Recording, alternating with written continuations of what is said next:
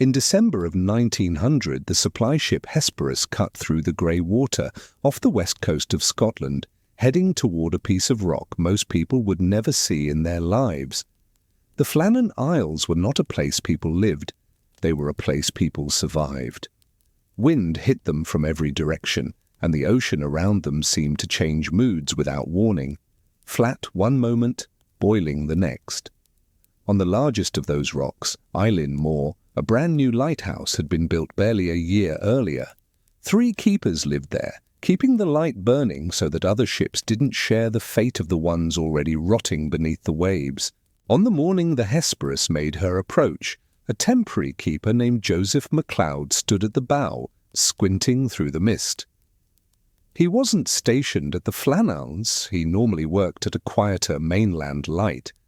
But the last message from the island had mentioned rough weather and minor damage to the landing crane, and the Northern Lighthouse Board wanted an extra pair of hands to help with repairs. Joseph wasn't worried. Lighthouses were lonely, yes, but they were also predictable. You ate, you maintained, you watched, you logged. From a distance, Eilean Moor looked like something sculpted by a drunk god with a chisel and no patience. Steep, jagged cliffs rose almost straight out of the sea, leaving only a small, exposed landing spot where a boat could try its luck. The lighthouse itself stood tall and pale at the top of the island, its lantern room encased in glass. Joseph shaded his eyes, expecting to see the familiar flash of the lights sweeping the horizon, comforting and mechanical. Instead, he saw nothing. The tower was dark. He told himself there had to be a simple explanation. Maybe the day was too bright and he couldn't see the lamp through the haze. Maybe they were changing the mantle or cleaning the lens. But as the ship drew closer, Captain Harrow muttered something under his breath that made Joseph uneasy. "They were told to show the relief flag," the captain said. "If they need help, they run it up the mast near the landing. I don't see a thing." The closer they came, the more wrong the island looked. No smoke from the chimney of the keeper's cottage. No movement along the path leading from the house to the tower. No figure waiting at the landing to catch the heaving line from the ship. Joseph had done enough relief runs to know how it normally went. The keepers would be out early, waving, eager for news, supplies, and a change of face. Out here, any visitor was an event. The emptiness felt like a decision, not an absence. When the ship dropped anchor, Captain Harrow raised his spyglass and searched the cliffs. He was a practical man, not easily spooked, but something about the silent lighthouse made his jaw tighten. "MacLeod," he said, lowering the glass. "You're coming ashore with me, and bring the carpenter's chest. If the crane's damaged, we'll need to haul supplies by hand." Joseph nodded, though a small knot had started forming in his stomach. The sea slapped against the hull, impatient. The rowing boat bucked as they climbed into it, ropes creaking, water splashing over the sides. 2 seamen pulled at the oars, faces set and focused. As they neared the landing, Joseph could see the iron railings bolted into the rock, the winch, the crane that lifted heavy crates up the steep path. None of it moved. A coil of rope lay abandoned on the stone, ends frayed. Beside it, a large iron hook swung gently back and forth, though there was barely any wind.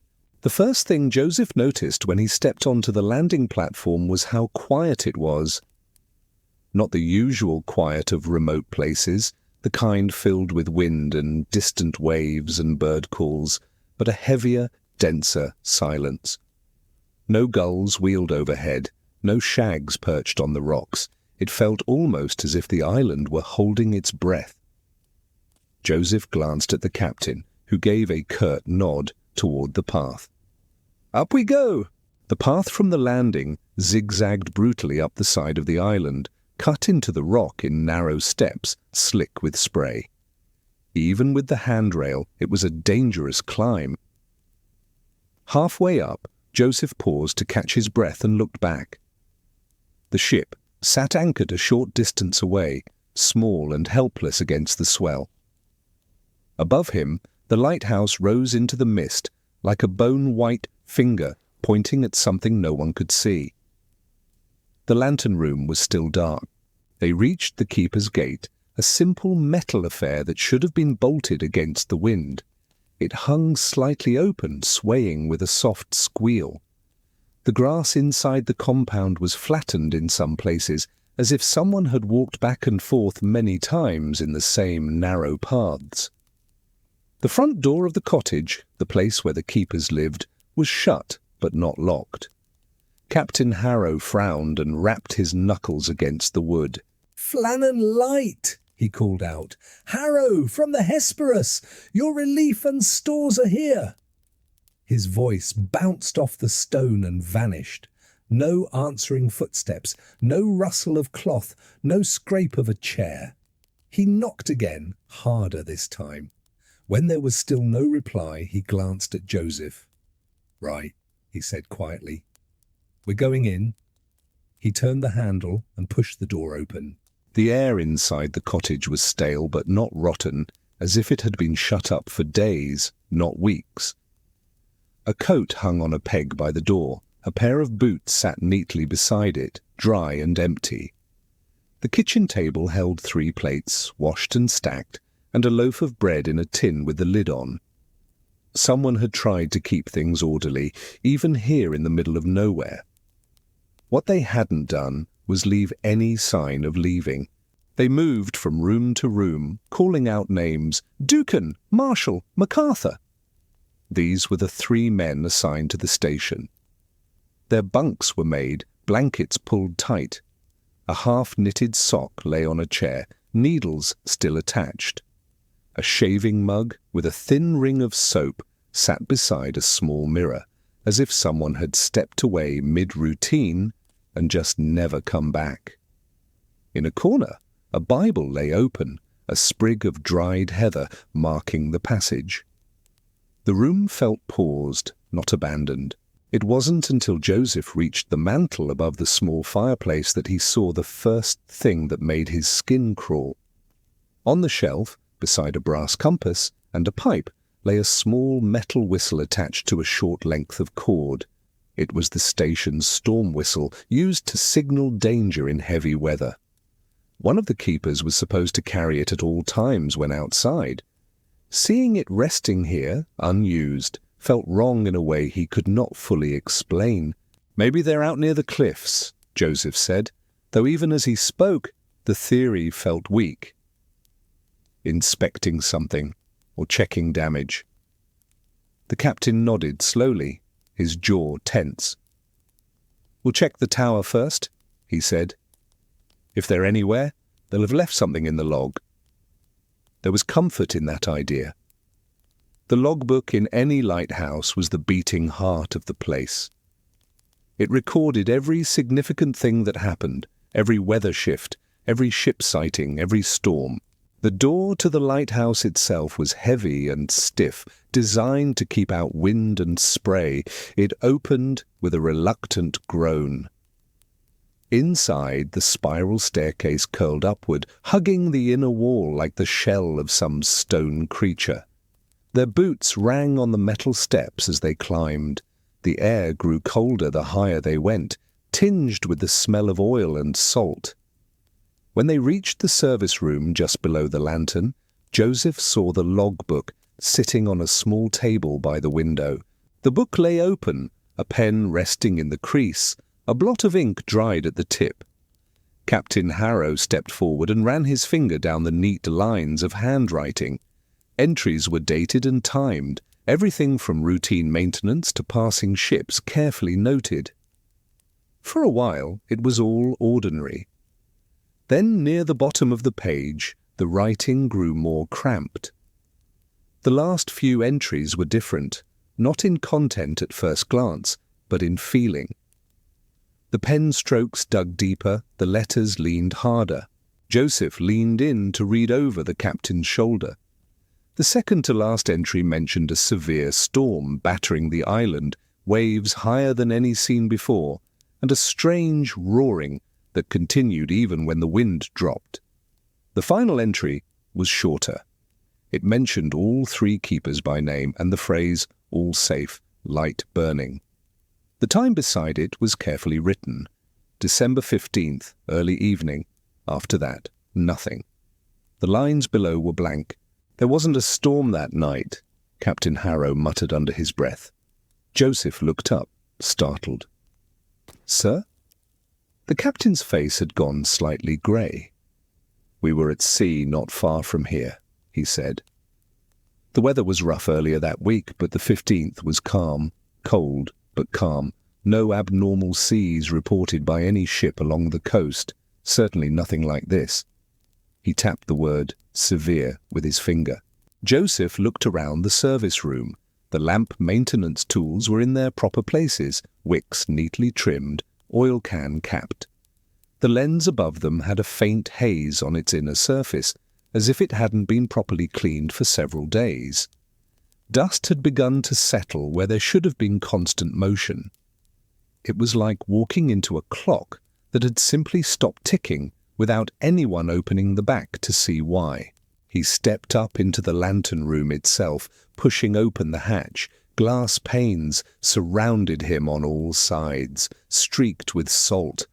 From here he could see the sea in every direction, an endless grey field with no visible ship other than the Hesperus. The light apparatus stood at the centre like a frozen eye. Joseph placed his hand on the cold metal. Usually, even when extinguished, a lamp carried the faint warmth of recent use. This one felt like it had been dead for days. Captain Harrow joined him, his boots thudding softly on the iron floor. "No sign of damage inside," he said. "No sign of anyone at all." He turned in a slow circle, scanning the horizon with a practiced gaze. Even if they'd been taken ill, they would have sent a signal. Even if all the lamps failed, they would have left a note. Men don't just vanish from a light. His tone suggested he was trying to convince himself as much as Joseph. They searched the island for the rest of the afternoon. Every path, every hollow, every stretch of cliff edge where a man might fall. The only marks they found were normal wear, muddy footprints hardened by days of wind, scuff marks from boots, the odd dropped nail or bit of rope. The sea crashed below them, indifferent. As the sun began to sink, the captain made a hard decision. "We go back tonight," he said. "We'll return with a full inspection party. Until then, we'll leave everything as it is." Before they left, Joseph asked for a moment alone in the lighthouse. He climbed the stairs once more, hands trailing along the inner wall. Back in the service room, he stood over the logbook, staring at the last entry. The ink had dried to a dull, bruised colour. "All safe. Light burning." He imagined the keeper who had written those words, unaware they would be the last thing anyone ever recorded from this place. On impulse, Joseph reached down and gently touched the page. For a second, just a heartbeat, he thought he felt something, not a physical sensation exactly, but a sort of static, like the feeling in the air before lightning. The hairs on his arms lifted. Somewhere below, a door creaked, though no wind moved through the tower. He straightened up, suddenly aware of how alone he was. Then, ever so faintly, carried through stone and iron and glass, he heard something he could not explain. It sounded like a voice, not words, but the rhythm of speech. A low, murmuring tone, as if 2 or 3 men were speaking at once in another room, with the door mostly closed. It rose and fell in short bursts. Joseph held his breath, straining to catch a phrase, a name, anything familiar. The sound stopped as abruptly as it had begun. The lighthouse was silent again. That night, as the Hesperus pulled away from Ilion Moor, Joseph stood at the rail and watched the dark silhouette of the island shrink into the horizon. The lighthouse remained unlit, a black shape against the dim sky, like a tooth knocked out of some giant's jaw. He felt the weight of the logbook's last line pressing on his mind. 3 men gone, no storm, no wreckage, no reason, just a light that had quietly gone out on the edge of the world. He told himself that when they came back with a full crew, they would find something obvious. A rock slide, a hidden crevice, a mistake. Something ordinary for the report. But as the cold wind cut through his coat and the sea hummed below, another thought formed at the back of his mind, unwelcome and persistent.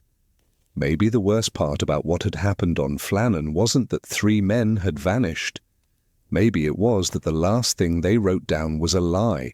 The Hesperus returned to the mainland under a sky the colour of wet slate. Word of the empty lighthouse spread quickly, racing through taverns, post offices and harbours like a cold draught. By the time Joseph stepped off the gangway, the story had already grown its first rumours. 3 keepers drunk and vanished, 3 keepers fled their posts, 3 keepers taken by a rogue wave no one saw. The truth, as Joseph knew it, was worse. There was no evidence for any of it, and no comfort in the lack of answers. Within days, an official inspection was organised by the Northern Lighthouse Board. A superintendent named Robert McInnes, a stern man with a greying moustache and a habit of chewing the inside of his cheek when angry, was put in charge. He called for a full report from Captain Harrow and his crew, taking notes with tight, impatient strokes. When Joseph mentioned the last log entry and the mention of a storm that never happened, McInnes's expression tightened further. "We'll see the place for ourselves," he said. "Paper lies less easily than men." On the morning of their return, the weather was deceptively calm. The sea lay in long, lazy swells, and a pale sun filtered through thin cloud. The inspection party consisted of McInnes, Joseph, 2 additional lighthouse men, and 3 sailors. This time they brought tools, ropes, and spare oilskins, not just to resupply, but to take stock of everything left behind. As the boat approached Eileen Moor, Joseph felt the same knot in his stomach as before. The lighthouse stood dark, watching them. The landing was as they had left it, rope coiled carelessly on the stone, iron hook swinging slightly. No sign of human activity. But McInnes noticed something Joseph had missed the first time. One of the heavy storage boxes bolted near the crane had been wrenched partly open, its metal hinge bent. Inside, extra lifebelts and safety lines were scattered as if someone had grabbed at them in a hurry or with more force than they could control. "If they were taken by a wave," McInnes muttered. They knew it was coming. They climbed to the compound, boots scraping on the stone. At the cottage door, McInnes stopped and sniffed the air, his face creasing. "Too still," he said quietly. "Like a room after a sickbed's been removed." They went inside. Nothing had changed. The prepared food, the open Bible, the small domestic details that said people had been living here like normal men with normal routines. The only difference was the temperature. Joseph felt colder than he had on the first visit, as if the walls had been slowly leaching heat. McInnes began his inspection with the precision of someone who had spent a lifetime around fog, wind, and men who lied about both. He checked the cupboards, counted supplies, noted the absence of 3 oilskins from their hooks and the missing set of heavy boots. "2 men leave in gear," he said aloud, as if dictating to an invisible clerk. "1 stays behind." He pointed to a single oilskin still hanging on the wall. "Or none return to take theirs off again." In the bedrooms, McInnes examined the beds more carefully than Joseph had. One was perfectly made, blanket tucked tight, corners square. Another was slightly disturbed, as if someone had sat on it recently. The third had its blanket pulled halfway back, pillow indented, but cold. On the small table between the bunks lay 3 pocket watches. 2 had stopped on different times. The third still ticked, slow and stubborn. Joseph could hear it clearly in the quiet. Each click was a reminder that not everything in this place had agreed to stop. When they reached the lighthouse tower, McInnes took the lead. He climbed with the confidence of a man who knew every rung, every landing of structures like this all along the coast. At the service room, he paused, his eyes going straight to the logbook. Joseph watched his face as he read. When the superintendent reached the final entries, his jaw worked and the muscle in his cheek fluttered. "Storm," he said flatly. No record of any other ship noting unusual conditions. No damage anywhere else along the chain. Joseph swallowed. "Sir, what if they heard something that wasn't weather?" he asked carefully. McInnes snapped the book closed. "Lighthouse keepers are men of tide and pressure, MacLeod," he said sharply. "They don't mistake superstition for a gale." His reaction told Joseph two things at once. The superintendent didn't believe in anything beyond what could be measured, and he deeply disliked being reminded that not everything could. Still, as they stood in the lantern room, even McInnes seemed unsettled. The glass gave them a clear view of the island's cliffs, the jagged teeth of rock, the endless motion of the sea. Down below, waves broke in white plumes against the base of the island. The superintendent squinted at a particular section of cliff on the west side. "We'll have a look there," he said. "That's where the worst of the weather hits. If they went anywhere they shouldn't have, it would be there." The path to the west side was more of a scar than a trail. Wind had gouged the soil away in places, leaving only rock. Patches of grass clung stubbornly where they could. As the inspection party rounded the island, the sound of the sea grew louder, deep and rhythmic, like breathing. Joseph felt each impact of the waves in his soles. They passed a small storage shed cut into the rock, its door latched and secured. Nothing out of place, no signs of a struggle. Near the edge of the cliff, McInnes knelt and ran his hand over a length of iron railing bolted into the stone. One of the stanchions was twisted, bent outward, as if something had hit it from the seaside with tremendous force. The rock around it was scored and chipped. "Now this," he said quietly, "is weather." He looked back at the others, or something acting very much like it. Further along, a large storage box had been shifted from its base, leaving scrape marks. The official theory would almost right itself from this spot. A sudden wave, a gust of wind, one man in danger, two others rushing to help, all three taken. It was tidy, tragic, and easy to file, but as Joseph stared at the heavy iron bent like soft wire, a different thought crept in. The damage was real, yes, but it felt precise, concentrated in one place, as if something had reached up, not just at random, but at them. One of the other lighthouse men, a dour fellow named Fraser, spoke up for the first time. "If they were all three out here," he said, scanning the ground, "where are the signs of a struggle? No dropped tools, no broken lantern, no hats, nothing." He pointed to the relatively clean surface of the rock. "You'd expect at least one mark that didn't come from the sea." His observation hung in the air like the mist. They continued their circuit of the island with increasing unease. No bodies in rock pools, no scraps of clothing snagged on jagged edges, no pieces of equipment rolling loose. The island had swallowed 3 men without leaving any of the usual crumbs. When they regrouped at the cottage, the light was beginning to fade. McInnes's notes were thorough, his sketches detailed, but his eyes were harder than before. "We've enough for an initial report," he said. "We'll post relief keepers and move on." That evening, as the others prepared to leave, Joseph lingered by the cottage window.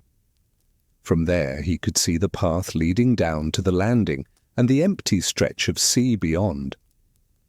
For a moment, he imagined 3 figures trudging back up that path, oilskins dripping, faces tired but familiar. He imagined them stepping into the cottage, shaking off the cold, joking about the look on the superintendent's face when he found out it was all a mistake. The image collapsed under its own weight. The house was still. Before boarding the boat, Joseph asked McInnes if he could take something from the island. "What for?" the superintendent asked. Joseph hesitated. To remember the men by," he said. It wasn't entirely a lie. McInnes considered and finally allowed him to take a small, leather-bound notebook found in one of the bedrooms. It was not the official log but a personal diary, the kind some keepers kept to fend off loneliness. The name on the inside cover was neat and steady: James Ducan, principal keeper. Back on the mainland, as the investigation moved into its bureaucratic phase, Joseph sat alone in a dim lodging house room and opened the diary. The early entries were unremarkable: weather, minor repairs, notes about the other two keepers' habits. Ducan wrote about missing his wife, about the strange comfort of hearing the same waves every day, about the satisfaction of a well-trimmed lamp.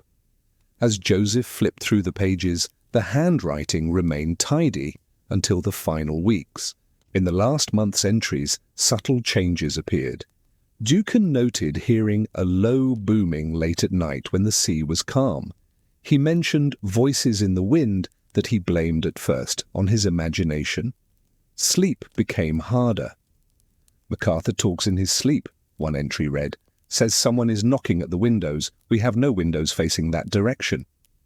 Another line, several days later: "Marshall will not go out alone to the West Landing anymore. Says he feels watched from below." The closer the entries got to that final week, the shorter they became. The language shifted from practical to strained. "Something wrong with the sea today," one read. "Looks flat, but feels tall." Another: "Heard knocking from the storeroom below the tower. Found nothing. Door was open when I'm sure I closed it." The last entry, undated but clearly near the end, was only a single sentence. "There are 3 of us on duty, but it often sounds like 4. Joseph closed the diary and sat in the dark for a long time. He tried to imagine how he would explain any of this in a report that would be read by men like McInnes, men who wanted causes they could point at on a chart. You couldn't attach a number to "sounds like 4. You couldn't blame a wave for a feeling that someone else was walking up the stairs behind you when the roster said every man in the station was already accounted for. When the official findings were finally released weeks later, they were as expected. The report concluded that the men had likely been swept away while trying to secure equipment during a storm. It acknowledged the lack of bodies, the missing storm record, and the odd details, but waved them away as anomalies of record-keeping and the sea's tendency to hide its dead. The line that stuck with Joseph the most was simple: "No supernatural explanation is necessary, nor supported by evidence." The public accepted it.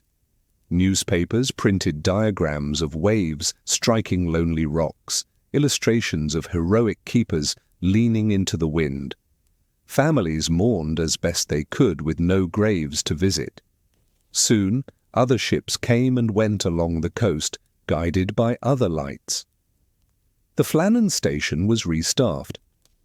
New men took up residence in the cottage, trimmed the lamp, wrote in the logbook.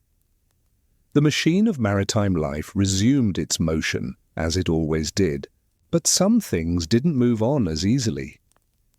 The relief keepers who took over Eilean Moor sent their own small private letters to friends on the mainland.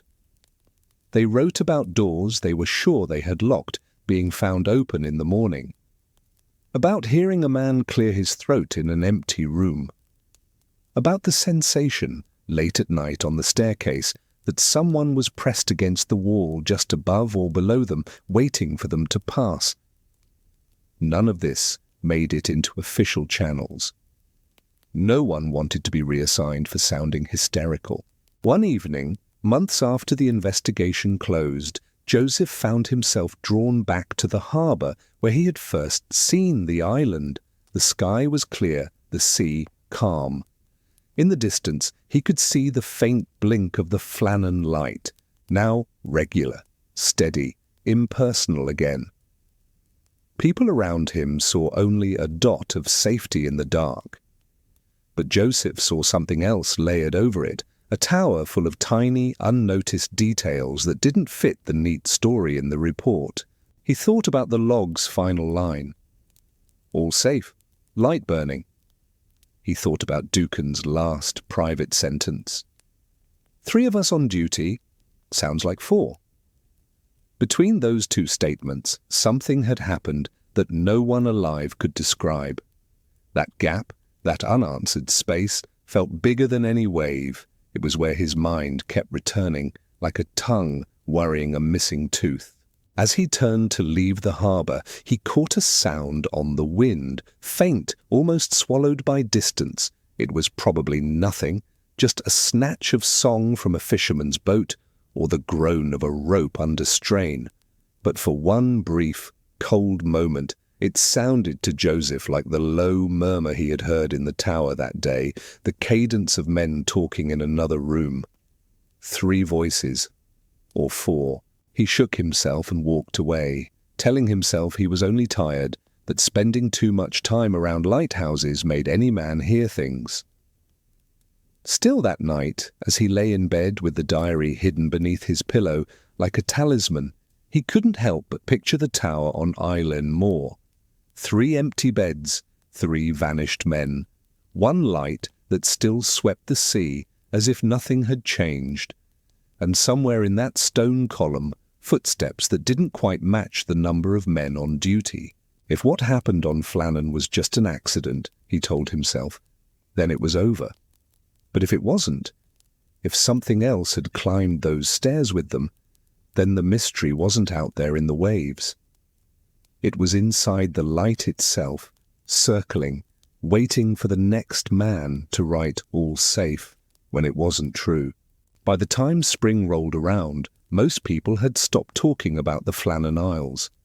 Ships still passed, the light still flashed, and the official report had settled into the public mind like silt.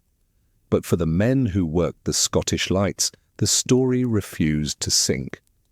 In quiet bunk rooms and storm-watched mess halls, they still lowered their voices when the 3 missing keepers were mentioned. And every so often, Joseph would hear the same line whispered with a nervous attempt at humour.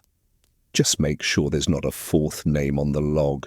One rainy afternoon, months after the investigation closed, Joseph received a letter with the Northern Lighthouse Board seal. One of the relief keepers assigned to Island Moor had been injured on another station, the note said. Until a permanent replacement could be found, they needed an experienced man who knew the island. The letter didn't phrase it as a request. It was an instruction written in polite ink. When Joseph finished reading, his hands felt colder than they should have. He could have refused, at least in theory.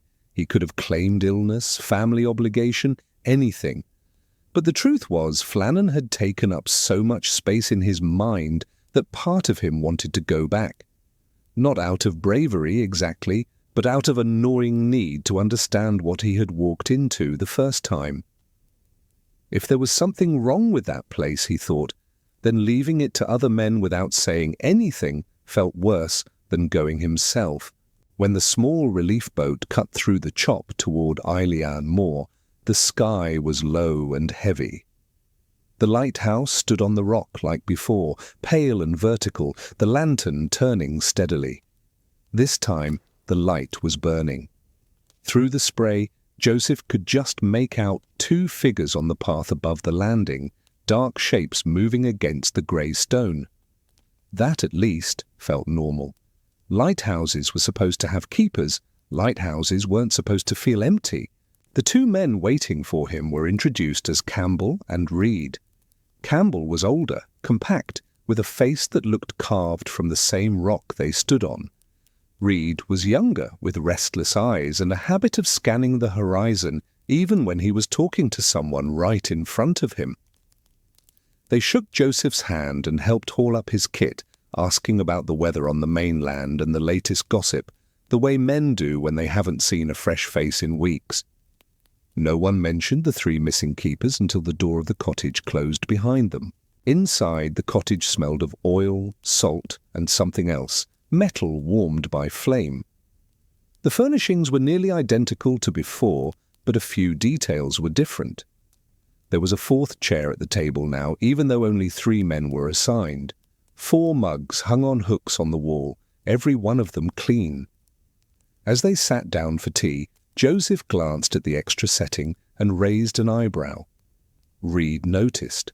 "Don't worry about that," Reed said quickly, then forced a laugh. "Old habit. There used to be a rotation of 4 men here at one point in the planning stages." Campbell shot him a sharp look that said, "Shut up," but the explanation was thin and all 3 of them knew it. No one set a place for a man who was never coming.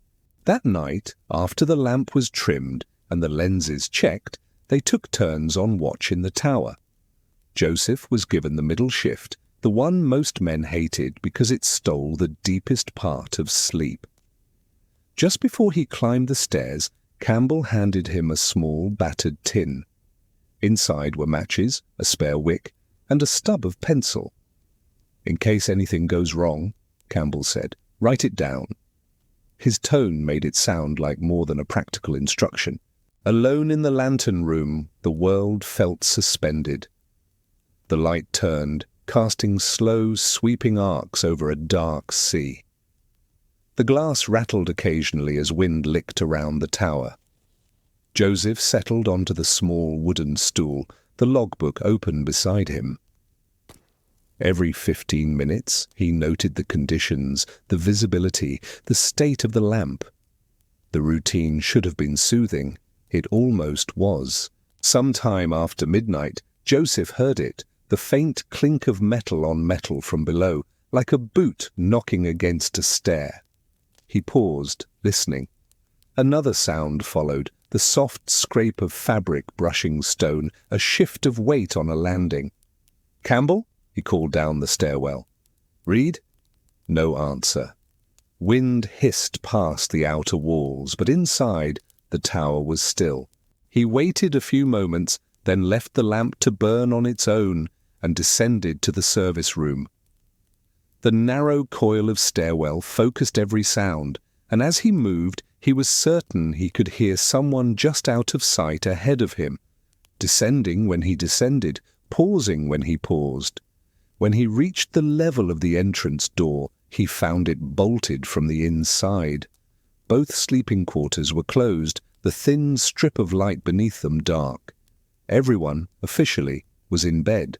The next morning, over breakfast, Joseph mentioned the noises as casually as he could. Reed stiffened slightly, then stabbed at his food as if it had offended him. Campbell, however, only sighed. "You'll hear all sorts of things in a stone pipe like this," he said. "Wind, sea, your own heartbeat.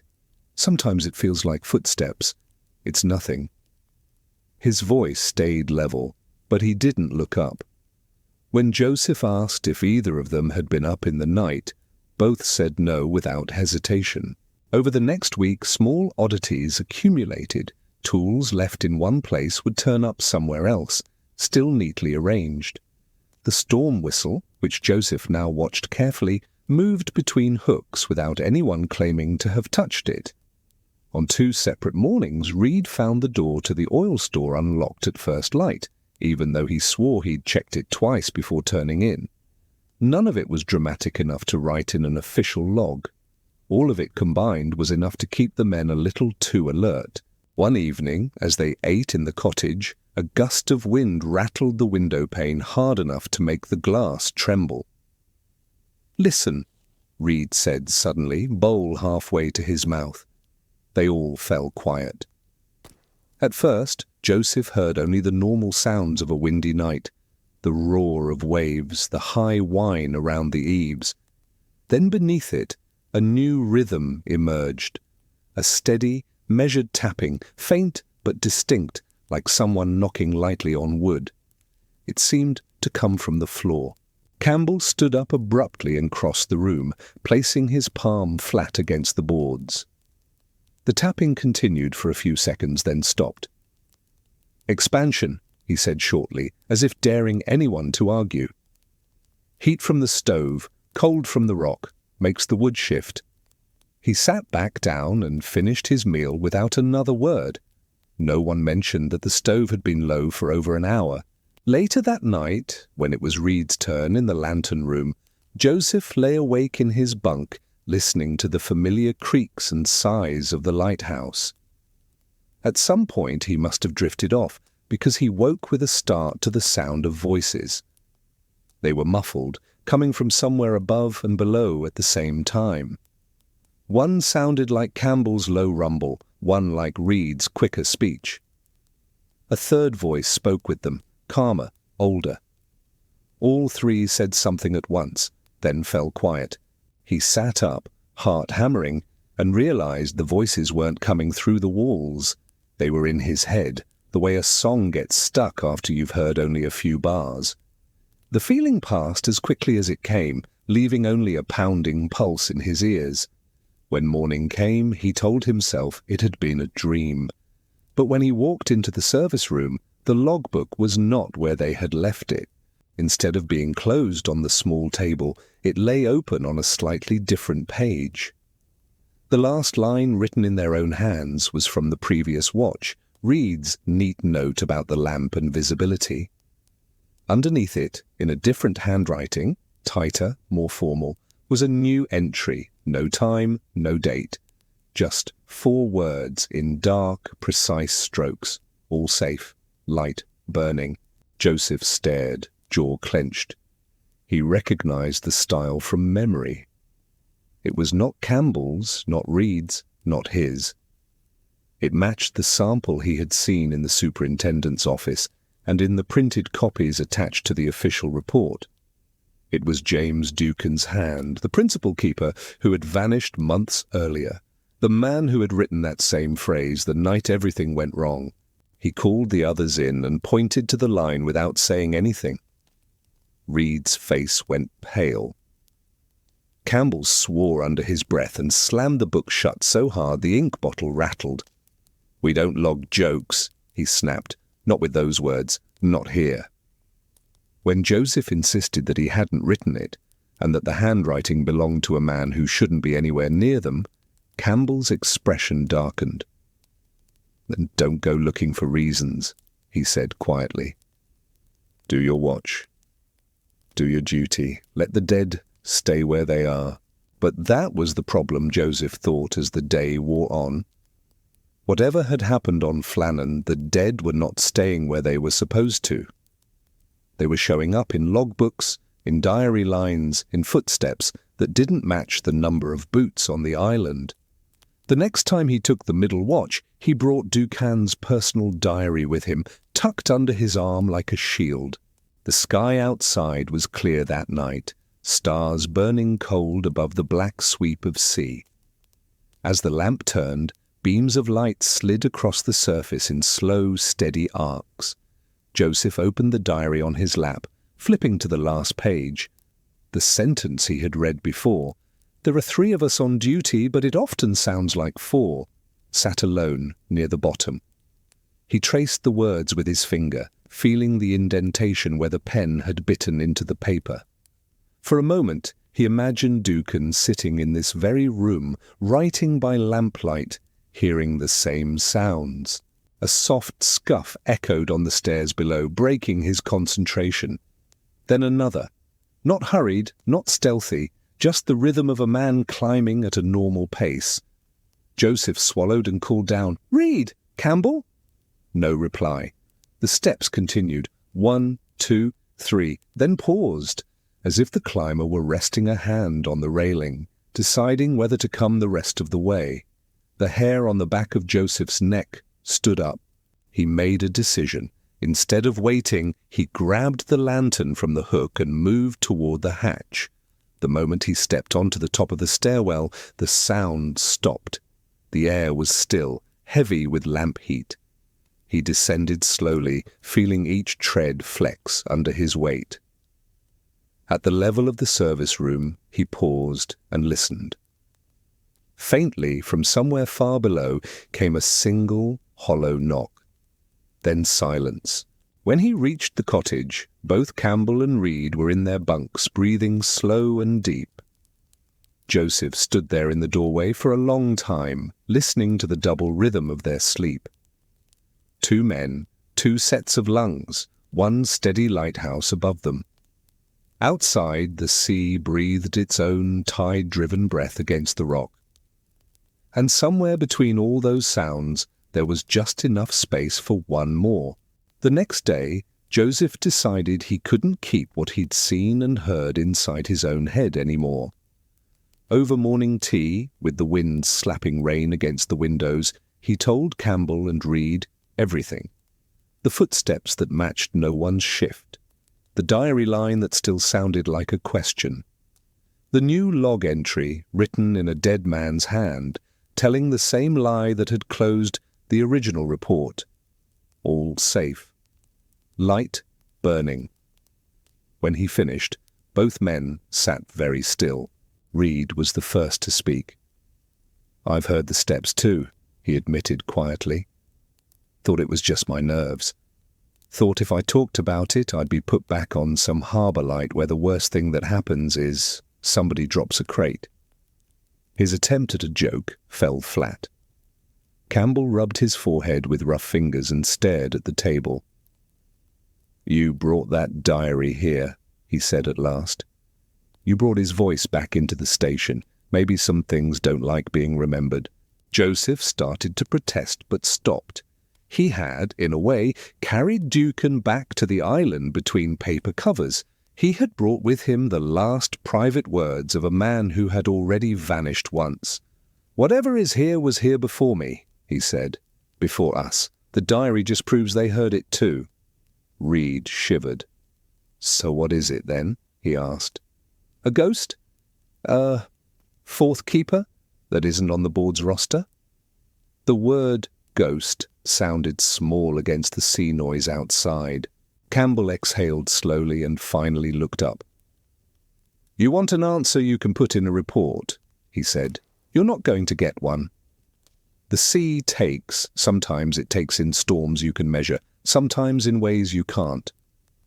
Maybe here, the taking got organized." He gestured vaguely toward the tower. "Men who live too close to death start trying to make sense of it. They start counting. Sometimes something counts back." That evening, as the weather worsened, the 3 of them moved through their routines with a tension none of them named. Clouds stacked heavy over the horizon, turning the sea a darker shade of iron. The barometer dropped, warning of a real storm this time, not a phantom one written into a log. They checked lashings, secured loose gear, made sure the oil store was locked twice.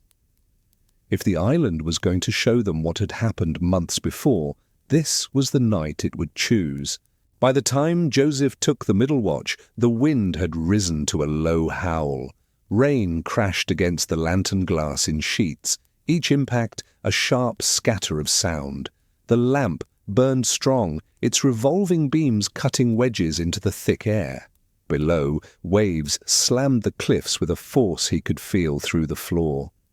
He made his notes in the log with cramped, careful letters, the candle on the desk, guttering in drafts he couldn't quite locate. The tower felt crowded, though he was alone. Halfway through the watch, the change came. It wasn't dramatic at first. In fact, it was the absence of something. The wind's sound narrowed, as if the higher notes had been pinched off. The tower stopped shuddering with each impact.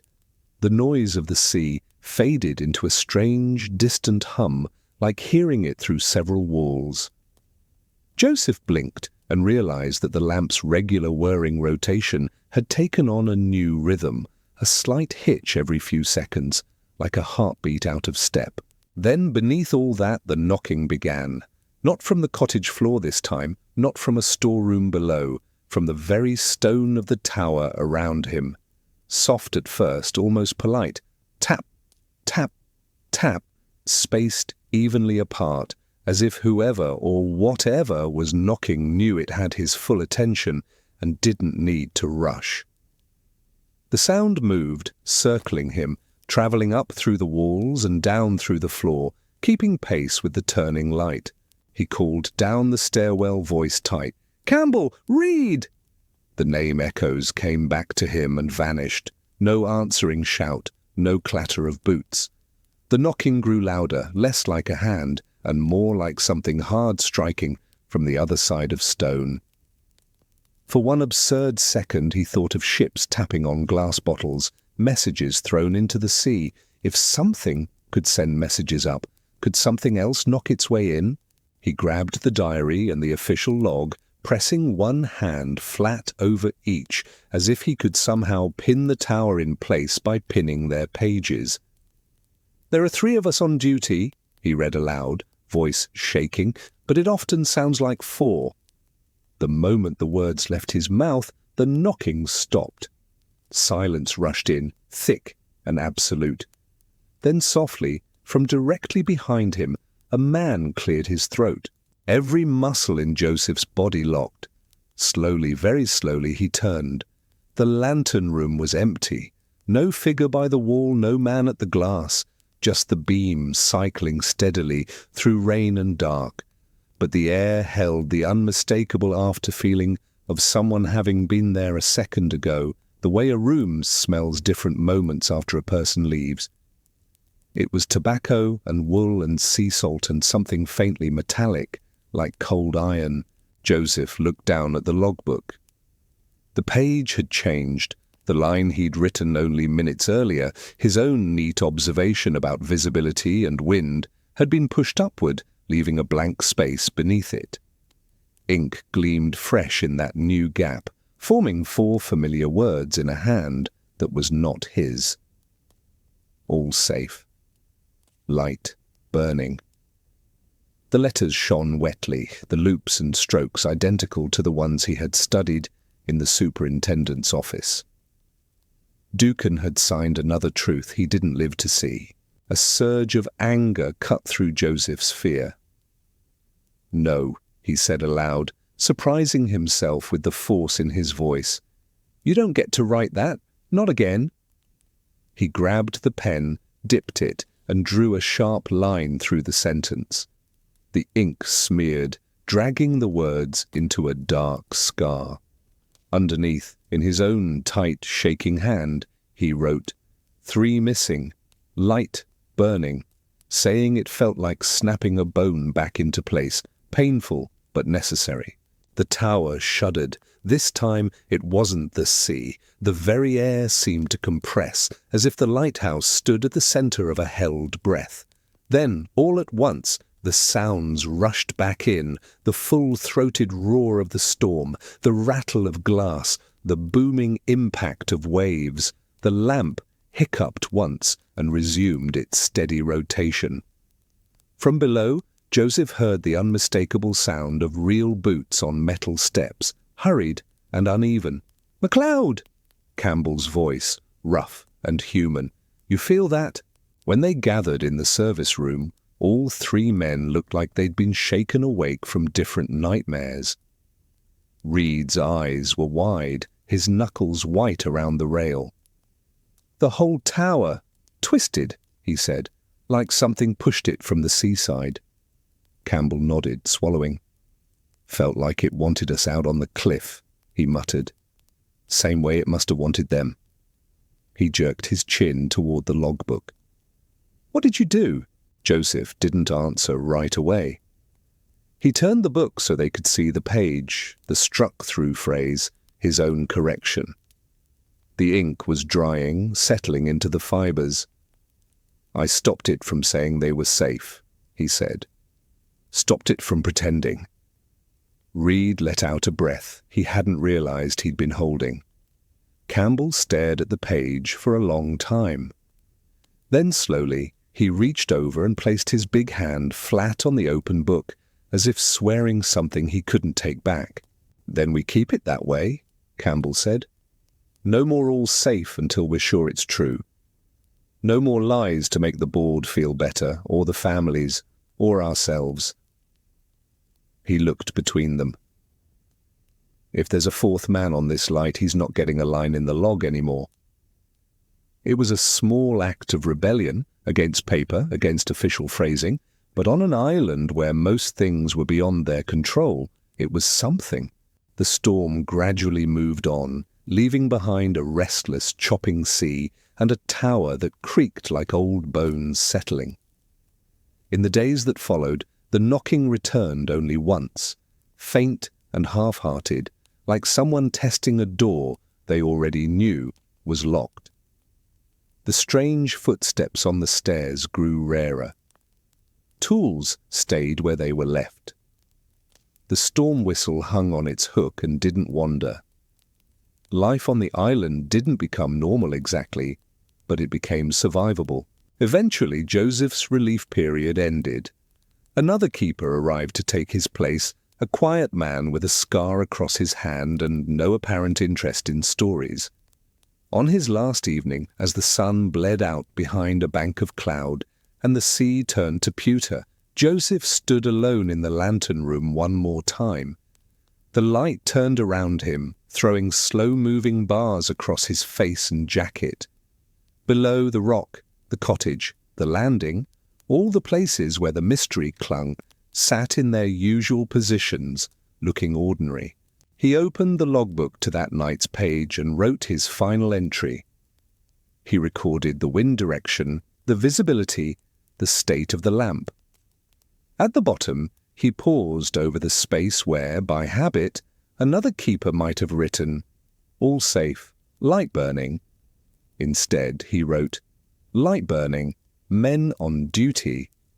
It felt honest. Not a promise, not a guarantee, just a statement of what was true in that exact moment and nothing more. Years later, the Flannan Isles Lighthouse would be automated. The cottage would be empty, the beds stripped, the chairs gone. No more keepers would pace the spiral stairs or note the weather in careful lines. The light would switch on and off according to circuits and timers, blind to the history of the stone it sat upon. Tourists on passing ferries would hear a shortened version of the story. 3 men vanished, mystery unsolved, probably a wave. They would shiver pleasantly and move on. But among lighthouse men, the longer story persisted. They talked of Ducan's last diary line, of the logbook that tried to write for itself, of the sense, never officially noted, that for a time Flannan did have 4 keepers, the 3 living and something else that walked at the edge of their hearing, trying to keep its place in the ledger. Some said that after Joseph crossed out the lie and wrote the lost plane, the 4th presence grew quieter. Others said it simply learned that it didn't need ink to stay. To this day, if you stand on certain headlands in the Outer Hebrides on a clear night, you can still see the Flannan light sweep across the water. It looks like any other lighthouse, a mechanical blink in the dark.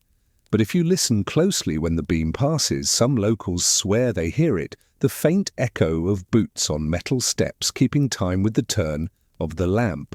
3 pairs, they say, and sometimes, when the wind is just wrong, a 4th, not enough to show up in any log, just enough to remind you that the sea doesn't always give back everything it takes. And somewhere, tucked in a box, in a forgotten office, or quietly burned when no one was looking, there was once a logbook that carried 2 versions of the same story on the same line. All safe, light, burning, crossed out, scarred, replaced by something truer. The official report will never mention the correction, but the light, still circling out there on the edge of the world, has been keeping its own record ever since. 1 sweep at a time, for 3 men who vanished, and for the 4th whose footsteps never quite faded. If you're still here, listening to this in the dark, thank you for staying with the story of the 3 keepers on the edge of the world. On paper, they vanished into a convenient wave and a tidy report. But the light kept turning, and the footsteps never quite matched the number of men on duty. Somewhere out there, the beam still sweeps the sea. And maybe, just for a second. It's looking for the fourth man who never made it into the log. If this story about the Flannan Isles Lighthouse gave you chills, or made you listen a little closer to the wind outside your window, do me a favor. Hit the like button so more people stumble across this episode, and subscribe if you want more slow burn horror stories, real history. Drop your theory in the comments. What do you think happened on that island? Is it just a wave with good timing? Or was there really a fourth keeper that the logbooks couldn't name? I'll be reading your replies tonight, and if you're using this to fall asleep, I hope the only knocking you hear is the pipes in your wall, not footsteps on a metal stair that shouldn't be there. Sleep well, and I'll see you in the next story.